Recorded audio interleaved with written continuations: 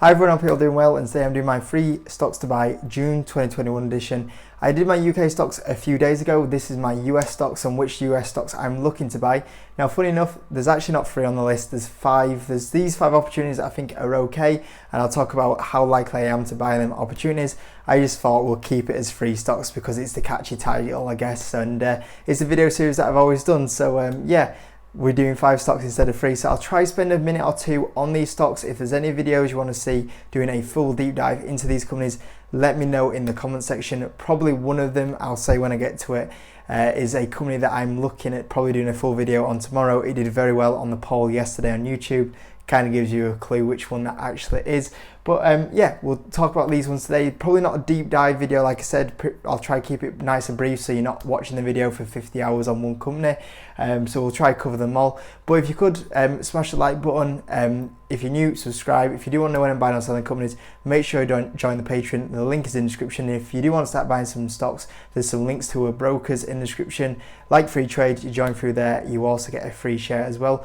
But in general, I am more focusing on building up my cash pile because we have had some amazing opportunities on the growth stocks the last few months. So I've been buying quite heavy. So my priority is to kind of build that cash pile. But if I do see some good opportunities, maybe these and nibble at these, I will do and I will buy them, but I am trying to build up my cash pile again. And also there's some good UK stocks starting to come on sale, so I might be in between buying a few things, but yeah, my priority is still building up my cash pile, but these are generally the ones that I am looking to buy. So what we'll do now is we'll go across to my laptop screen recording and we'll take a look at some of these stocks. So I thought I'd do this video like this so you get a screen recording just rather than just me stood at a whiteboard for the next few minutes. Thought it gives you some more visuals to look at, so I hope that's all okay. And we'll go through these 5 stocks, or the 3 stocks to buy June 2021 edition. And number 1 on top of the list, probably one of the more likely ones that I'm considering buying, is Visa. So out of 5, I would say that this is more a 4 out of 5 that I go buy this one. Ideally, if I could get it a little lower, as in like the 210s range. You know, I'm very picky, and I would love that opportunity to happen. If not, I'm still considering maybe buying a few shares in this one. Nothing crazy, just a little increase on what I currently do have right now. Visa, the reason why I'm picking Visa is a few reasons. I always get asked, quite often people don't really realize that they have a very high risk portfolio until the risk part kicks in. And it's absolutely amazing when we have bull markets and stocks are going up everywhere, especially growth stocks, because they're performing absolutely amazing. But when we get into a bit of a bear market, them really good performers perform horribly, worse than what the other stocks do. And then people go, okay, maybe have a bit of a risky portfolio. And I always get asked, okay, if I was to have a little bit more of a calmer portfolio, a portfolio that doesn't react too much when the stock market goes down, what are great companies for that? What are good blue chip companies that hold the portfolio together? And people don't normally want to go buy a boring company like Visa. Visa is a boring company because it doesn't do anything. It just steadily goes up. And quite often these boring companies are the best ones to hold because you lose no sleep over them. They steadily, don't get me wrong, you know, when it's going absolutely fantastic, you're like, oh, Visa's not performing that well. But when the stock market goes down, you go, well, at least my Visa gains haven't been affected or changed. So Visa is a great boring company that really holds a portfolio together. And in case you don't know, I'm sure you pretty much know, you know, you either have a debit or credit card that has Visa or MasterCard on it. Obviously take a little bit of, every time you use your card, take a little bit of money from that, as well as a few other services. But Visa, if I just go into a 5-year chart here, just look at it. You know, the peak CV, the only thing you can really see here is the peak CV where it went down, you know, 30%, and how many stocks in there lost more than 30%. But you just look at the chart, such an incredible chart. And yeah, it's just generally easy going stock. You know, it might not do wonders every year, but you look at the stock chart, you know, 38%, still nothing to be like, oh, that's just terrible. 17%. If I go 2019 to 2020, even 44%. So it still does pretty well. You know, there's some years where you're like, you know, 17%. But honestly, if you got offered 17% every year, it's probably outperforming a lot of the indexes, better than what you'd ever get on your interest. You know, that's a steady performance, and you shouldn't really, you know, overlook that. As well as that, like I say, it's one that you don't have to worry about too much. And also, you get a little bit of a dividend off it as well. I think I actually got my Visa dividend yesterday. So yeah, it does pay a little bit of a dividend as well, which is really nice. Now, a few people might look at this and go, okay, it's a P ratio of 54. It's kind of stagnating. Is it worth paying that much up for it? Normally the growth isn't too bad. Now the P does stand out as a little high. The reason why the P does stand out as a little bit of a high is just because the amount of the EPS has dropped off. It's been affected a bit by the CV. There's less transactions going on. The thing that as well that's really interesting about this is that it's a slight little recovery play, because what will actually happen is the transactions, when we have the economy open up and up, people are going to go out more. People go out more, what are they going to do? They're going to use the cards. Especially recently, what's been encouraged massively is you go out, we only accept contactless payments, we only accept card payments. So people are being pushed more and more to using the cards. And then you think, okay, if there's going to be an economic boom, people going out more and more transactions, who's going to benefit from that? Visa. So the numbers do look, the P ratio does look a little expensive on this one. But don't forget, you are paying up for a quality company that grows. EPS amazing, revenue amazing. Also, you get a little bit of a dividend, and also there's a little bit of a recovery boom in here. So it does look a little bit expensive. Don't get me wrong. This isn't going to be a company that goes up 100% every year. It's never a company like that. But it's going to be a nice little steady performer. And every so often, it's not too bad to have one of these little steady performers in your portfolio. Now, what I'm going to do is I'm actually just going to go across to Simple Wall Street as well. So the ticker symbol for this one is V, currently a 489 million market cap. And if we just go on to the future growth, you can see here, this is what has happened. You see the revenue just moves in the right direction. EPS moves in the right direction. You can see this little dip. This is the CV dip here. But then once we get out of that, you can see here, the company is going to move back into growing, revenue at a decent rate, what it's been doing. It's going to look at trying to grow profit at a decent rate as well. It always used to steadily grow at about a 10% rate. Balance sheet, it's a pretty solid balance sheet, really. Decent debt to equity. It's got quite a solid cash position here to its debt. Pretty healthy in that sort of rate. Like I say, dividend 0.56 dividend, so you pick a little bit of a dividend yield up as well. You look at the payout rate, can afford to pay the little dividend as well. So yeah, overall, like I say, it's not many people are going to talk about it. Not many people on YouTube are going to talk about Visa. But generally, if you want a boring company that you'd never have to worry about, I always think Visa is a safe one. So Visa is number one on this list. And like I say, this is one that I'm more likely to buy. Number two, Tesla. So this is down 5% today, down to $573.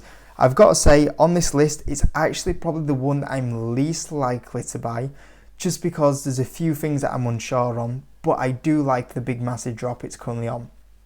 Now, the reason why it's been dropping down recently is, especially today or yesterday as recording this video, is there's a lot of reports that China orders have halved. So there's a lot of people saying that the reputation in China has been hurt with some of the problems that they've had recently. And one thing that I personally had that's a little bit frustrated by what Elon Musk has done recently is that I don't like the direction that Elon Musk has been taking over the last 6 months. For me, he's got a little bit involved in things that he doesn't need to get involved in. He's been making a few decisions that I'm not a huge fan of. And don't get me wrong, when I look at Tesla, when I look at Elon Musk, he's a genius. He'll carry on being a genius. And most geniuses are crazy, let's be honest. You can look at a lot of people in history and a few people have gone, a bit nuts though, isn't it? That's what's happened. And don't get me wrong, Elon Musk, fantastic guy. He will make loads of amazing ideas going forward. You only have to look at what he's done to Tesla, PayPal, really, really good.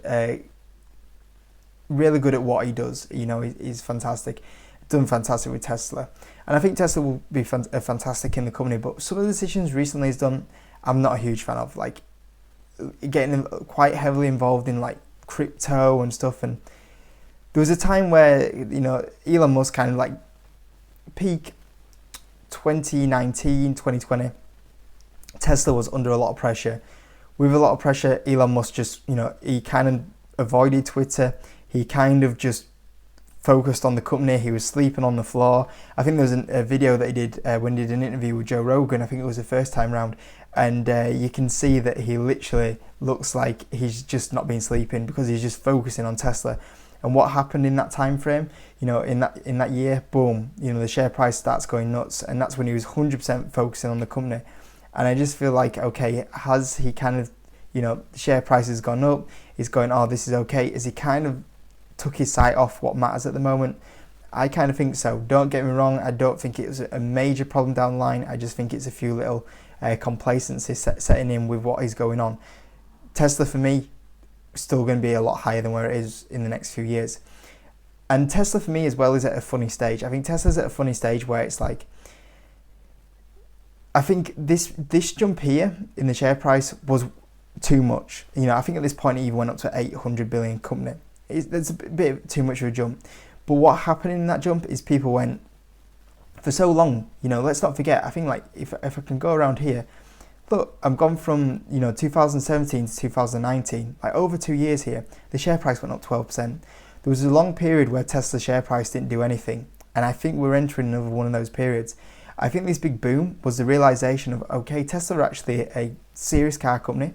They can make profit and they can mass produce cars, and that's what everyone kind of clicked, as well as a very heavy shorted stock as well. And I think that was the realization of, this is a really good company. And I think people woke up to that. And I think that so much has got priced in now that Tesla's now at and I think some people don't realize this. In my opinion, Tesla's at a stage now where it's waiting for its next cycle, and that's what it's building up.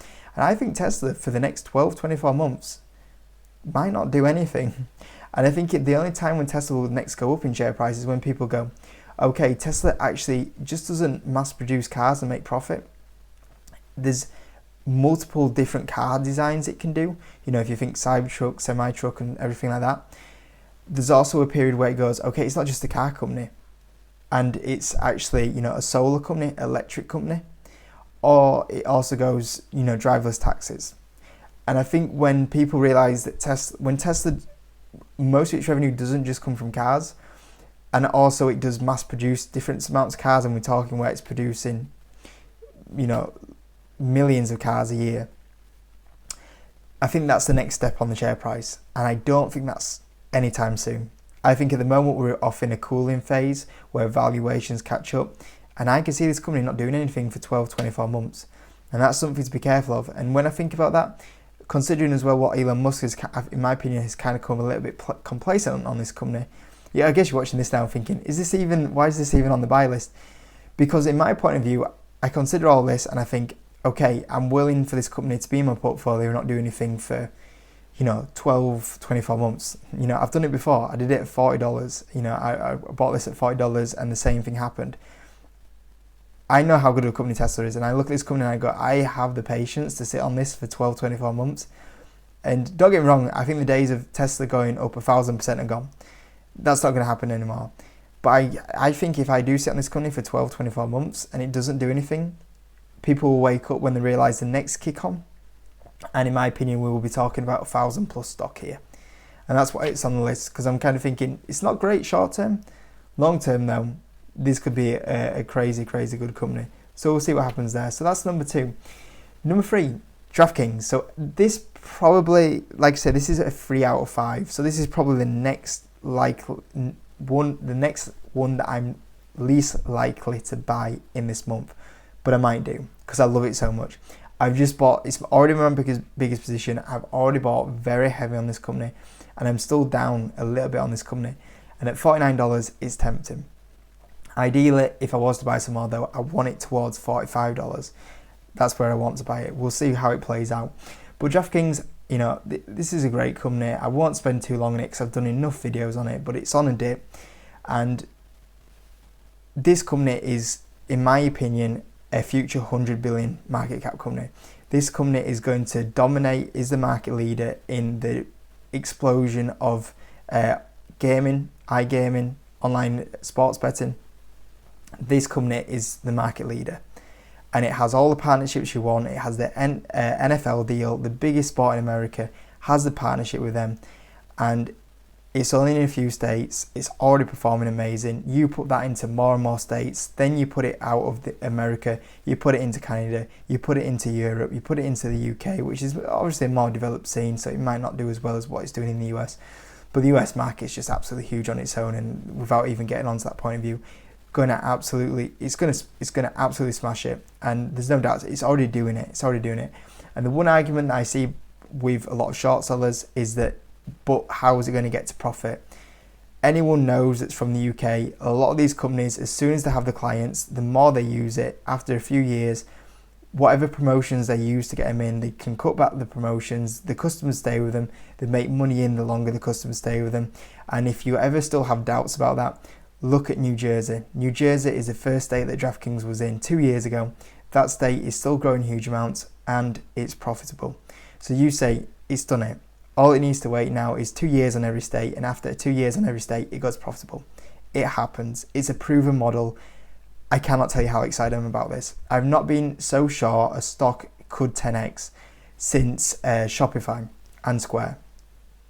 Really, really exciting. I honestly, I think this is the must buy for me. Like this is a great company, and like I said, just go to the earnings report.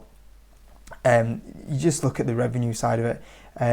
To 312 million, increase of 253%. I think when you actually take it here on the actual numbers, 175% growth. And this isn't even in peak NFL season. Wait until we get around to Q4 with NFL season in here.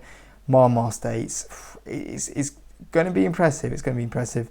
They just bumped out guidance. I think that even this is light. I think they could even be putting 1.3 billion in this year, which would be pretty good. And yeah, you know me. If you watch this channel, I've got enough videos on this one to not spend any longer on it. Like I say, it's probably not at the top of the buy list, but I'm a big fan of it. Number 4, I'm probably 4 out of 5 more likely to buy this with Visa. One of the more confident ones, which is Alibaba. So these guys are the Chinese e-commerce dominant player, as well as having very other industries they're in, payment. They're also in social media side of it. Many marketplaces. I think they actually have 80% of the e-commerce of China or something like that. It's a crazy amount. If you live in China, you at least use one of Alibaba's products, and that will continue growing. And in fact, it might spill out of China now and go to other places as well. But as well as that, this company is on a massive dip. The company peaked out around October time, which is funny enough. That's when I actually sold about half my position, somewhere around here. Made a nice profit on it. I still have some shares though. Bought some more back in at Christmas Eve. But since Christmas Eve, which was here 24th, the stock is down a little bit since then. So I'm a little bit down on my position. But yeah, this from 52 guys, it is down a massive amount. These guys are growing revenue really good. They're growing profit fantastic as well. Have a very strong balance sheet. You look at all the industries they're in, they're still going to carry on growing as well. Valuation wise, it's still at a very cheap valuation. 25p ratio. I think even when you go for 4p, very good. As well as if you use if you wanted to use a discounted free cash model as well, it's pretty good on them numbers that it's putting in as well. Basically, any valuation that you throw at this one, it comes up cheap. Now, granted, Chinese stocks are always going to trade at a cheaper valuation than what US stocks are going to trade at. However, I've got to say, Alibaba is a great company. It will dominate China, potentially dominate other countries as well if it carries on expanding, I guess. And yeah, for me, this is probably the only company that I actually am investing in right now, because I know that it is volatile. I know it gets influenced way too easy by other things, and it does kind of annoy me because it shouldn't happen, but it does. And this company has loads of different swings to prices. This is probably the only company that I'm actually going into you know me, I normally buy a company and go, I want 100% return, I want it over 2 to 5 years. This is the only company I'm probably going that I would actually be happy to make somewhere between 50 to 80% on this one. I just think it would be too volatile to go up something crazy, But if I could get this company around, if I could sell out maybe $350, I would actually probably take that with this one just because of how volatile it is. So yeah, this is probably the only company I've ever bought where my price target is under $100, but I'm just like, it's just such a strong company that I think I could just make some bit of money on this one.